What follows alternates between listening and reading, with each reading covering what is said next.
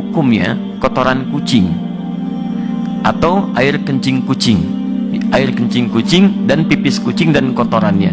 Karena ada sementara yang menyebutkan itu hukumnya suci. Baik, kami sampaikan, saya belum menemukan siapa yang menyebutkan itu suci. Karena hadis-hadis yang menyebutkan tentang kucing tidak menyebutkan kotorannya yang suci, bukan pipisnya, tapi air liurnya. Ya, hadisnya benar yang disebutkan, tapi cara memahami hadisnya keliru. Apa sebabnya? Dua hal. Pertama, hadisnya tidak dibaca dengan ilmu hadisnya. Dalam ilmu hadis ketika akan membaca hadis, selain melihat bahasa hadis, juga melihat asbabul wurudnya, sebab kenapa hadis itu muncul.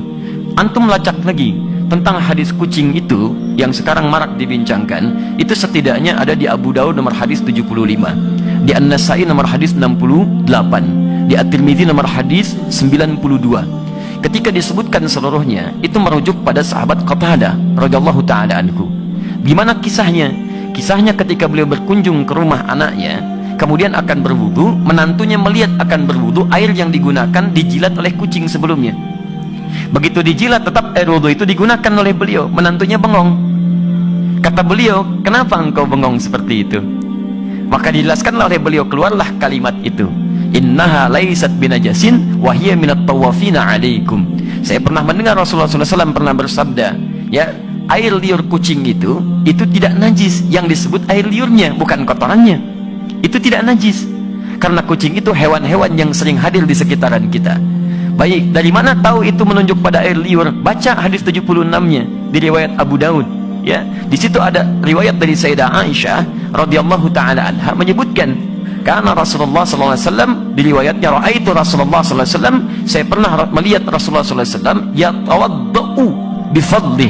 Beliau pernah berwudu menggunakan air yang pernah dijilat oleh kucing.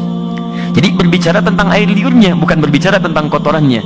Sekaligus ingin membedakan air liur kucing dengan air liur anjing. Kalau air liur kucing menjilat bijana atau menyentuh bijana, maka tidak perlu dibasuh karena suci nilainya. Boleh antum gunakan airnya. Tapi kalau anjing yang menjilatnya, maka baru dibasuh dengan 7 basuhan, salah satu menggunakan tanah. Itu maksudnya. Dan semua mazhab di sini sepakat. Makanya ketika disebutkan dalam kitab Al-Ikhtiyarat di halaman ke-26, disebutkan qaul sampai ke Syafi'i, sampai ke Ahmad, dan disimpulkan wa qaulul ashab. Dan pendapat para sahabat terkait dengan masalah ini, maksudnya para sahabat mazhab dari Asy-Syafi'i, dari Ahmad, mereka menyimpulkan, lihat kalimatnya, wa qaulul ashabi. Dan kesimpulan dari pendapat sahabat-sahabat mazhab menyimpulkan, al-ghurratu wa ma dunaha minal khilqati tahirun. Air liur kucing itu, ini pembahasan tentang air liur. Makanya tafsirannya disebutkan su'rul hurrah. Air liur kucing itu atau hewan yang lebih kecil daripadanya, ketika menjilat apapun maka dinilai suci. Kapan tiba-tiba muncul keterangan jadi, maaf, air pipis kucing? Nah, itu kitab pernah disalin lagi teman-teman sekalian. Tapi salinannya tidak melihat kepada manuskrip, ada pecahan-pecahan. Ketika disalin itulah muncul versi kitab, berubah dari kata qaul jadi baul. Baulul hurrah.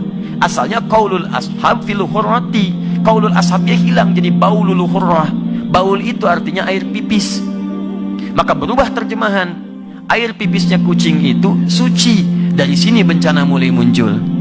Di teman-teman sekalian, itu asalnya bersumber dari kitab yang dibaca salah salin dan tidak merujuk kepada manuskripnya.